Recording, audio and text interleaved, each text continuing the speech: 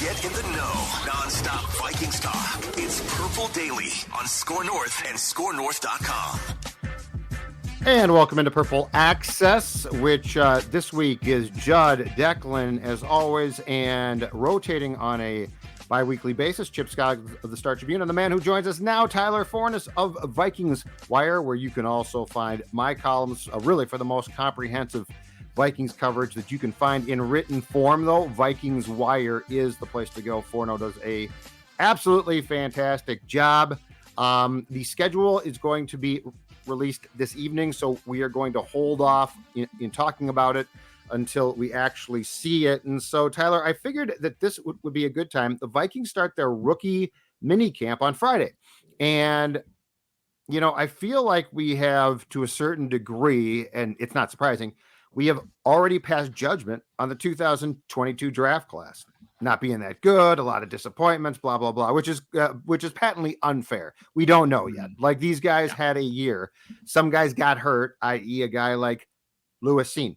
So I want to go back to that draft class, and I want to talk about this in context of the upcoming season, Tyler, and discuss what we should expect here, because the reality is this: a lot of guys don't start to contribute probably until year 2, sometimes 3. And you're a guy that pours through drafts, you study prospects. And yes, the bang for your buck, I think in particular, is probably draft night. And then as those players go into their first year, but that's not the most fair way to do this. So let's talk about that 2022 Kwesi Dofa-Mensah's first draft class in particular. What are your expectations there? Starting with Cine, who, you know, I think it played one defensive snap, was playing a lot of special teams, unfortunately got hurt in London in week 3. But as we start to go through this draft class now, entering their second season in the league, starting with Cine, what's your expectation of what this class can potentially do in their second year? I think when you look at Cine, the immediate thing that I look at is he's going to be utilized like Javon Holland was in Miami. And he's going to kind of be a jack of all trades player. He can play deep. You can put him in the slot. You can kind of do a little bit of everything with him. And he's a guided missile. He is incredibly quick, explosive. He's got a quick trigger when he reads and reacts to plays happening in front of him. When you kind of combine all those things, it's a great weapon for Brian Flores to utilize. And you can move him in a variety of spots. You can move Harrison Smith in a variety of spots. And you know, one of the things we were frustrated with last year is he was just always in a deep half or a deep quarter. That's not a good way to use Harrison Smith's skill set. And I think Cine and Smith are going to be utilized in a really interesting fashion this season. And then you have Jay Ward. He can do all those different things too. I don't think he's quite as good as Lewis Cine, and you shouldn't expect him to be for a 4th round pick, but just the ability to play multiple positions and styles, I think is going to be really valuable for this Brian Flores unit. Mm-hmm. And with Cine, I would expect explosive plays. I would expect mistakes.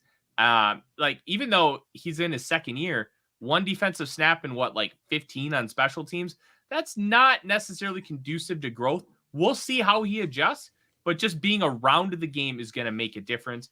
I would expect him to, in theory, play pretty well this year, and he's going to be put in positions to succeed, something this defense was not last year. Tyler, going back, and you did this a lot this time last year because we were coming off coming off the conclusion of the 2022 draft a year ago. This time, what about his game at Georgia was exemplary, stood out and was really noteworthy? Because obviously he was a 1st round pick and he jumped off in the RAS scores, but at Georgia, what did he do to you that really stood out that maybe saw this guy can also this skill set can translate to the NFL level? Speed, quickness, the read and react ability. So kind of when we talk read and react, you see it happening in front of you and you react really quickly. It's kind of like when you watch a drag race and you see like the lights coming down, the second green hits, how quickly can you smash that accelerator? And that's kind of what Cine is really good at. He sees what's happening in front of him quickly and he's able to explode forward. One of the plays that really stood out to me, I think it was against South Carolina in 2021. He's in like a deep half. So he's playing like cover 2 shell and he's just watching what's happening in front of him. He sees a bubble screen and he explodes forward and gets the tackle like right at the line of scrimmage. That's the kind of thing that Cine's going to be really good at, seeing what's happening in front of him using his football intelligence and pairing that with his athleticism to go attack the ball carrier. And I think that he's going to be able to utilize that in coverage as well. He can get kind of baited a little bit with like the quarterback's eyes, because that's what safeties do.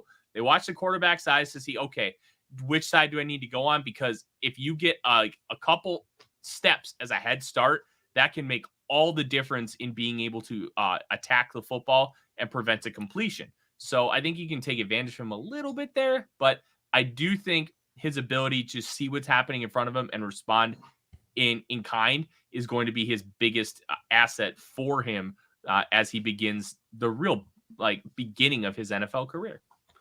Assuming that the leg is fine now, and it sounds like from all accounts of what we've been told, he is going to be able to start camp and be fine.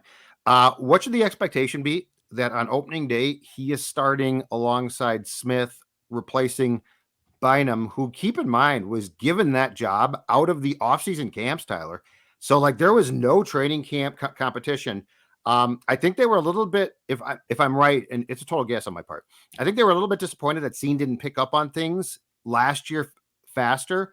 But assuming that he is healthy, set to go, and has a good working knowledge of what Brian Flores wants defensively, how much of a surprise or disappointment will it be if he is not your opening day starter? No offense to Bynum, but Cam was certainly not a first-round pick, and he is a converted corner who can still play, but I don't know that he is a starter if Cine gets to where he needs to be. I'll be honest, I'm not going to focus on who's starting, because this defense, there's going to be a lot of rotation with guys in and out, especially with like your fringe starters. So I would consider Cine and Bynum kind of fringe starters right now. They're going to be utilized to maximize different looks, different packages, different plays. And I think what you want to see is Cine getting at least 40 to 50% of the snaps. I think that's what you should focus on rather than starting, because with how Brian Flores, I believe, is going to implement this defense, that's going to be arbitrary. How much is Cine going to play? I think that's going to be the real key. I would expect Cine to play 40, 50% of the snaps at least, especially with how versatile he is and how you can kind of utilize him.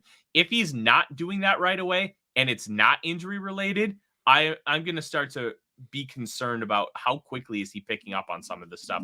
Like you mentioned, he was when he came into the league last year. Forno, do you think Andrew Booth has a better chance of probably even seeing the field more, just given with how limited that cornerback room is? And, you know, they're counting on Byron Murphy to be a big guy for them, but in general, that cornerback room is very, very thin. You know, you talk about snap count and whatnot, and not necessarily starting. I feel like Andrew Booth might even have a leg up because that position group is just so thin that they're going to have to rely on Andrew Booth to, hopefully, if he stays healthy, to basically be one of their every down cornerbacks. I'm incredibly high on Andrew Booth, but you kind of said it right there. He has to be healthy. And even though he played a lot in college, he was never truly healthy. And because they did the long-term meniscus injury, the same way that they did it with Irv Smith Jr., they want to make sure that he's good for the long term and not just doing a quick little scrape. They did the same thing with Adrian Peterson back in 2016. Make sure he's 100% good. So if that clears out, he doesn't have the sports hernia injury, he's going to be asked to do a lot of what I think was going to make him successful. I didn't think the Vic Fangio system was really built for Andrew Booth Jr. I think this is playing one-on-one, getting in guys' faces, being able to match up with them in coverage. I think this is how you kind of take advantage of his skill set. And I think that he could be a star for this football team. I still think he was an absolute steal last year. I would have been comfortable taking him top 15 if all the medical stuff cleared out. But because he wasn't testing, he didn't have any athletic testing, there were so many variables. It's like when we talk about analytics is just a big math problem. How many variables can you completely eliminate so you can get a better sense of what the answer is to whatever problem you're asking? And here it's, can Andrew Booth be successful? Well, because you don't have these testing metrics, you don't have a clean bill of health, there's a lot of murkiness surrounding that answer. Mm-hmm. But if you give him a clean bill of health and his explosiveness is on tape, so you at least have that as kind of a quasi answer. You pair those two things together, I love his potential. We'll see if they can extract it from him because he's got to stay on the field. I firmly believe in him. And last year was going to be kind of a learning year anyways for Booth. I think we place a little too much expectations, myself included, on expecting him to contribute right away. But I'm still sky high for the ceiling of Andrew Booth Jr. I think if he could easily be a Pro Bowl corner within 3 to 5 years. Wow. So rank these three then. Booth, who was a second round pick, Tyler. Mm-hmm. Evans, who was what, a fourth round pick. Mm-hmm. And Mekhi Blackmon, who was taken in this year's draft. If you were to do a ranking of those three right now going into the OTAs and minicamp, how would you rank those three if they are all healthy and equal?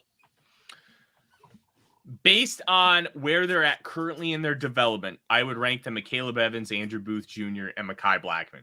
Based on how I would project them, it would be Andrew Booth Jr., Caleb Evans, Mekhi Blackmon. I think Mekhi Blackmon has talent, and I think that there's a lot to work with. Mm-hmm. I'm just not as high on him for his ceiling purposes as I am with Caleb Evans, because Evans has the length. He has the ability to move, stay in phase, attack the football. Blackmon is just a little too inconsistent and does not quite have the size.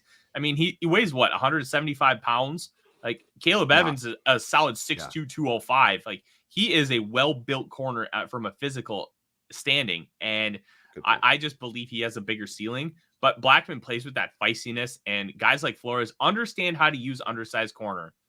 We were talking about potentially Jonathan Jones from the New England Patriots this offseason before he got re-signed. He's an undersized corner too. He's like 5'10", 180. So it's kind of a similar frame. They understand how to utilize these guys, and they're feisty, and they understand, hey, I'm not going to necessarily be the most physically imposing guy, but I can at least punch you in the face and see how you respond and kind of act that way. Blackman's got a future, but I still like the 2022 guys better. Tyler, a little off kilter here, but would you be shocked if the Vikings actually end up, maybe adding another veteran cornerback? I know Arthur Mollett from the Steelers got cut yesterday. Would you be surprised, given with how much youth and just inexperience is in that room, that they might even add a veteran cornerback as we get closer into OTAs and training camp, just so there's a legit camp body in there, or another guy who's just more reliable than a bunch of rookies or second year players who just haven't played a lot of NFL snaps? That's a really good question. I think it's going to just be determined based on the status of Dalvin Cook and Zadarius Smith entering training camp. What's going to happen with those two individuals? We genuinely don't know. Like, let's say they end up trading Zadarius Smith and Dalvin Cook. They get like their $20 million in cap space, but then they use, let's say, $10 million of it to get Danielle Hunter on an extension. Right. Then you have $10 million to play with. Well, you still have to finish signing a draft class. So let's say you have $5 million left from that. Well, is that going to be worth like 1 year of, say, Marcus Peters? Or do you just want to be like, hey, we're still trying to compete right now, but we understand that 2024 and 2025 is probably a little more important. Let's trust our defensive coordinator to develop these guys. We have ESPN Mike Clay's #1 edge room in the entire NFL right now. So let's get the pressure on the quarterback, alleviate the pressure off of the cornerbacks, right, and let them grow and develop on the fly. So in 2024 and 2025, we're even more prepared to make that run. I understand kind of the thought process here, Dex. It's you want to have great guys in the room, but at the end of the day, you have to trust your team to develop. You have to trust that your medical team is going to be able to keep these guys on the field. And you can't always have great players in every position. I think that they're going to trust that these guys can take a step. They brought in Byron Murphy to be that alpha in the room. And I think at this point, you probably just let it ride, especially with two new assets that they added this year in the NFL draft. And there's nothing worse too than a declining corner signed late. I give you Bashaud Breeland. Oh, Bashaud Breeland's got a lot of experience. He's going to come in. He's a declining corner. Judge, okay? Remember Chris Dishman? No, I know. We've been through this. I've seen this before. I don't need to see it again. It's one thing to go out in March and sign Antoine Winfield, which was awesome. Like, that guy was great. It's another to desperately like glum on to a guy, Dishman, Breeland, just because they've played a lot does not mean that they're not in a free fall and a complete decline. So let's talk about this though. So the cornerback thing is interesting, and here's why. I am becoming more and more convinced that there's a very good chance that Byron Murphy Jr., when they start the game, is going to start outside. But when they go to nickel, I think he shifts inside. So like, I don't think that they're going to have a dedicated inside guy. I think that Murphy will be that guy when they're in nickel, which they are, what, Tyler, about 52% of the time now? It's quite a bit. Yeah, nickel is basically a starter at this point. I mean, Chandon Sullivan played like, what, 70% of snaps last year? Yep, but I think there's a good chance that when they have two cornerbacks that Murphy will go outside. So they're going to put their premium on trying to develop one other potential starter and then start to go through, like we just did, the list of guys that you potentially trust. And like Booth, I think you're right. I think Booth is a guy that they see as 100% having starting ability. But the question is, like Declan said, can he stay on the field, which has become a major concern. But yeah, I think defensively, you are correct. I think we're going to see a lot of different rotations, a lot of different ideas. And I'm not going to be absolutely completely shocked if Bynum is given a chance to not only play safety, but play some corner as well, where he played in college. So I think that there's a lot of different ideas, and the one thing that they are doing with that secondary, I don't think Spielman did a ton, and Kwesi O'Connell and Flores is they are putting themselves in a position to have guys that can play multiple spots, which they haven't before. But I think I don't think that you can be completely surprised if you see a few guys who have the rotational ability in game potentially, if there's injuries or something, Tyler, to switch from corner to safety or vice versa. I think you may end up seeing a lot of 3 safety packages this year. And you have Lewis Cine who can play in the slot. Cam Bynum was an outside corner at Cal, but because of his athletic testing, they're like, okay, it's probably best to move to safety. But you could line him up on the outside and feel semi-comfortable with it. I don't know if you're going to absolutely love it, but you could utilize these guys in so many different fashions. Harrison Smith can cover down the field as well if needed. So that versatility element and being able to kind of move guys around and have fun with it. Mekhi Blackman's got inside-outside versatility. So does Jay Ward. Andrew Booth Jr., I feel like you could slide him inside. Caleb Evans, I wouldn't want to, unless it's like against a power slot. Like that. Think of what Anthony Fitzgerald was at the back end of his career. That kind of guy. I think a Caleb Evans could do that, but against a super shifty player like a Hunter Renfrow, I wouldn't want him in that position because I think he'd be able to take advantage of. But that versatility, Judd, you mentioned it. It's going to be huge. Blackman inside? Has inside versatility. That's what I thought. Okay. Yeah, I mean, he's 5'11", 175. He has the quickness. He has the ability to mirror and match.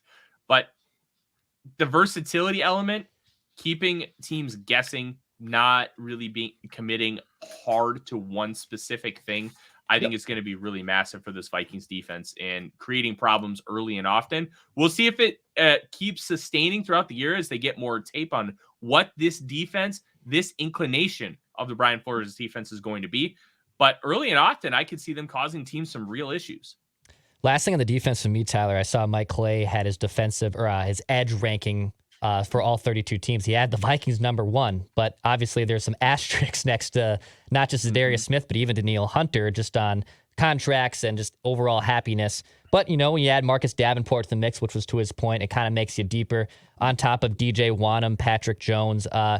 Obviously, Davenport is one of the more kind of 1A talkers in terms of their offseason additions. But in Wanham or Jones, is there a next level to those two guys? Like if they indeed lose Zadarius Smith, does DJ Wanham or a Patrick Jones kind of step in and make more of an impact than maybe we've seen in their first few seasons with the Vikings? Here's some reckless speculation for you. I don't think DJ Wanham makes the team. Oh, I like it. I do think Patrick Jones has another element to him. Yeah, I agree. So here's the thing with Wanham. His cap hit is, I think, like $2.9 million. And if you cut him, you save like 2.6, which is a similar way what they did with Armon Watts last year. So when you replace him with, like, let's say Andre Carter makes the team and you cut DJ Wanham, you save like $1.8 million in cap space. Like for a guy who's as replaceable as DJ Wanham, that's valuable money. And I'm not saying Andre Carter's better than DJ Wanham. He's not. And it's pretty evident based on everything that we've seen on film. But when you talk about dollars and cents, I think that's something that makes sense. And then Luigi Villain can step in and have a bigger role on this team. I think Patrick Jones, Luke Braun, host of Locked On Vikings, I was talking to him about Jones when he got drafted, I didn't like Jones. I was very down on him, but then he kind of put things into perspective. He's a dude that can have 4 pass mushrooms, but they're all at 30% effectiveness. So if you can slowly work and build those up and build those up and build those up, you may have a player that can be a starter for your team. And I think now that we're in year 3, he has a year as a stand-up guy. He did a little bit of that at Pitt, but he was more a hand in the dirt. I think Jones could step in and play more for this team and be successful. Plus, you have guys like Davenport, Smith, and Hunter who can shift inside and just be wrecking balls on the interior. So maybe Jones is more of an outside rusher in some of those packages. I think that you could see some stuff from Patrick Jones, maybe even Villain, who's got some ability. His relative athletic score was 88th percentile, but we'll see. Like I said, DJ Wanham, I don't think he's making the team. Jones looks the part too. He just looks like he should be good. I know I was told that during the first OTAs, I think he was drafted in Zimmer and Spielman's last year, right? Yep. That he impressed them a lot. So there's definitely something there. It feels like it hasn't been unlocked. It also feels like it's getting time where it's either going to be unlocked in 2023 or it's probably not. But I want to get back to the secondary for a second and talk some X's and O's because you broached this and I agree with you completely. Okay. What about this? Talking about 3 safety packages. And I thought Donatel with a Fangio system was going to do this and he came nowhere close. So I might be totally wrong. Again, Flores feels far more creative to me though. What about a big dime package with this? Asamoah stays on. Hicks comes off because Hicks is not going to be Hicks is more of your traditional guy a little bit. And he's a little bit long in the tooth as well, Tyler. But then you have Cine out there, you have Smith out there, and perhaps Bynum as well. And let's say Cine or Smith can almost play a hybrid safety linebacker role. What do you think about that? Because that would give you speed that you clearly lacked at times, or I should say at a lot of times this past season. I think Harrison Smith is probably in that role instead of Cine. But kind of the direction in which you're going, I think they're going to utilize a lot. This linebacker room is booty. We still have question marks if Brian Asamoah can be a successful starter in this league. It's not a guarantee, but we're penciling him in. He's going to be a starter, but will he be good? He showed flashes, but he showed flashes of I don't know what I'm doing. So what are we going to get moving forward? How much is he going to grow and develop? Yeah, 100%. I think he does need to play. He just needs to play. But that's still a question mark. That's still in this math problem of a Vikings Super Bowl champion. That's a big variable, and we have to be able to answer that. I think you put a guy like Harrison Smith next to him and really try to maximize, hey, you are going to take care of just follow the ball and shoot. I'm going to clean up after you. I think that with Smith's intelligence and knowledge of the game, I think can really help maximize that aggressiveness because you don't want to take that away from Asamoah. It's what makes him special. Right. But you have to be able to hone it in and be smart about it and lock it in. Because if you don't lock it in, you're going to get Alex Pietrangelo slashing Leon Draisaitl in the wrist last night. That's not locked in. I thought you guys would appreciate that. That's stupid. That deserves a suspension. Yeah, it does deserve a suspension. But it's for lack of a better term, like you said, Judd, it's stupid. You have to be smart with how aggressive you are, and it has to be calculated and thought out. Yep. But when you read and react, sometimes you can't necessarily do that. So you have to be able to have good vision. You have to be able to see what's happening and know that a play action is coming or a pump fake to one side. You have to be able to be a film grinder and have those aspects. But the big dime, I think, is going to be a really interesting package. Especially because the Vikings have depth at safety. And Josh Metellus isn't a scrub either. So you could put him as kind of like that linebacker as well. Yeah. You could do 4 safeties with Bynum, Cine, Smith, and Metellus. Woo. And you could feel pretty good about that considering how diverse those safeties are and their responsibilities and what they're able to do. This is going to be an interesting defense, and I'm just excited to watch it. On the offensive side, Tyler, if Dalvin Cook is indeed out of here, does Nwangwu get more reps as kind of the backup behind Alex Madison? I know they drafted McBride as well. Obviously, that creates a void. Who becomes kind of RB2 behind Alex Madison if Dalvin Cook's indeed off this roster? Ty Chandler, too. I really don't think Nwangwu's going to get many snaps on offense, and I don't think we've seen anything to warrant it. He's tremendous in the field with the ball in his hands. He's obviously has those 3 kick return touchdowns. I worry he's not going to make the roster, and I think that's a little hot takey, but they brought in multiple really good kick returners. Yeah. Malik Knowles, the 3 kick return touchdowns at Kansas State. Brandon Powell had that punt return touchdown against the Vikings. He's got kick return ability as well. Did so for the Florida Gators. But Nwangwu has not shown any ability to be on offense. He hasn't shown the ability to, hey, I can utilize my vision and hit the right hole. I can get the ball on a swing pass. I can pass protect. He hasn't really shown anything to be a really good running back yet. And I think that's a worry. I think Ty Chandler's and Dwayne McBride are probably going to get a lot more carries than you think. I am very down on Madison. I think he's just an average dude with really But they're not. I don't think he's got a ceiling. I really don't. They disagree with you. Yeah, I know they do. And so, I'm excited to see who's right and who's wrong. But I just don't think that Madison is any more than just an average running back. And I think McBride as a runner is already better than Alexander Madison. Now, it's about the full package. Madison's really good on third down, great pass protector, but so is Ty Chandler. That was something he excelled at North Carolina during his senior year. And he's got that 97th percentile 10-yard split, really explosive, the 4.38 speed. He's got the ability to hit the home run. He can catch the ball out of the backfield. If I had to place a bet on who I think was going to be the starter by the end of the year, it's Ty Chandler. I don't think Madison is that guy. He is a really good number 2 who can step in and play a couple good games while your starter is hurt, like he did for Dalvin. He's not a starter, but he doesn't do anything bad, and I think that's why the Vikings re-signed him. Yeah, and I also think, too, that the difference is with what O'Connell wants to do or is striving to do, play calling wise as well, it's a fundamental shift. So, like, I think sometimes we get too hung up on specific players when it's the positional flexibility. The Vikings are creating a very interesting, in my opinion, amount of options. And why I don't think your Nwangwu take is hot, I think it's spot on, is this.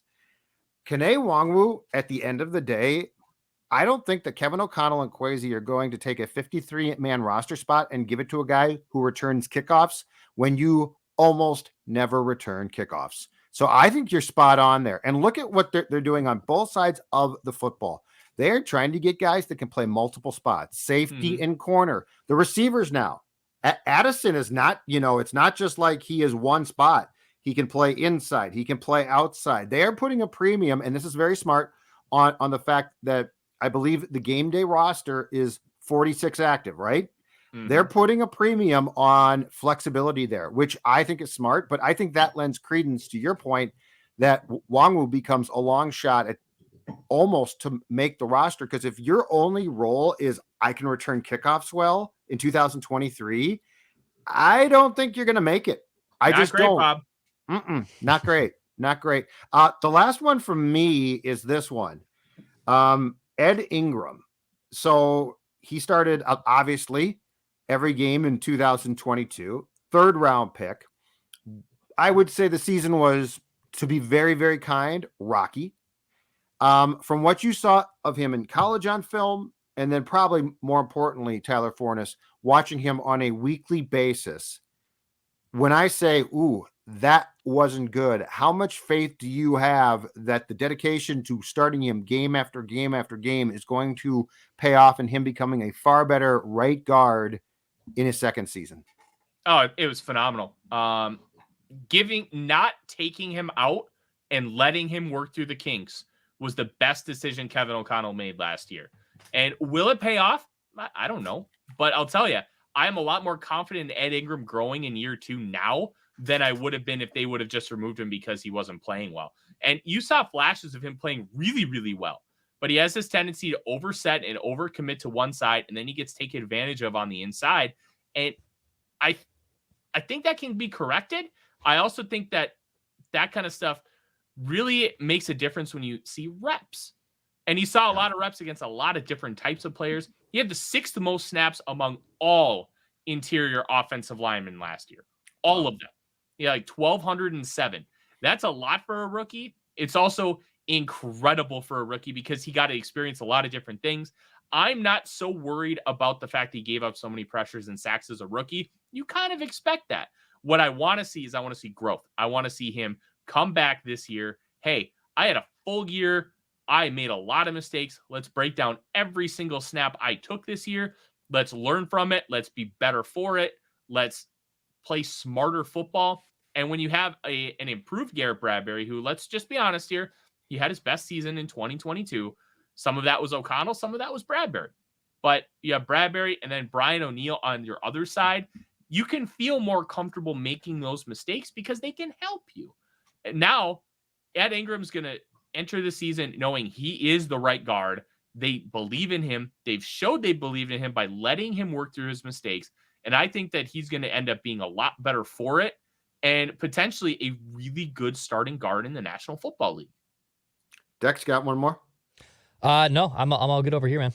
All right, okay, man. Great stuff. And as always, tell the folks what they can find, the best one-stop shopping for written Vikings content in town at Vikings Wire. Tell us what the folks can find right now, Tyler. Absolutely. VikingsWire.usatoday.com. We have a lot coming out for the schedule release. You can see a written version of what Judd did on Tuesday on Purple Daily, talking about his mock schedule. That is up. We also have breakdowns of, hey, who are the hardest schedule or teams on the schedule? Who are the most likely primetime games leading up? We know the Packers, and week 17 is going to be a primetime game thanks to Matt Schneidman of The Athletic. We're also going to have a lot of 2024 previews for NFL draft scouting reports. Nobody's going to cover the NFL draft like Purple Daily and Vikings Wire this year, so you are not going to want to miss out. And it gives you a semblance of what to expect this college year. Plus, we're going to have player profiles from every single Vikings player on the roster leading up to training camp and a whole lot more. Nobody's going to cover the Minnesota Vikings from a written perspective as diverse and comprehensive as the Minnesota Vikings. Absolutely. Thank you, sir. And we will talk to you in 2 weeks. Thanks, Dex.